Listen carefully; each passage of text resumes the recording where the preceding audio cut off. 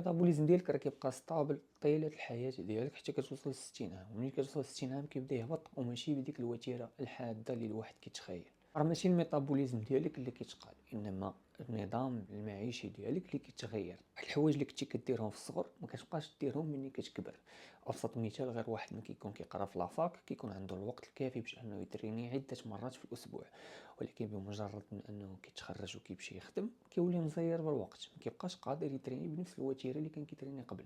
اوتوماتيكمون النيفو ديال الحركه كيهبط، عاد زيد عليه طبيعه الحال اللي تزوجتي وتزادوا الاولاد الى اخره. وبالنسبه للنساء الا كانت الولاده والرضاعه الى اخره، فواحد الحوايج كيوليو كيتزادوا في الحياه ديالك كيخليوك انك ما كتبقاش تحرك بنفس الوتيره اللي كنتي كتحرك قبل.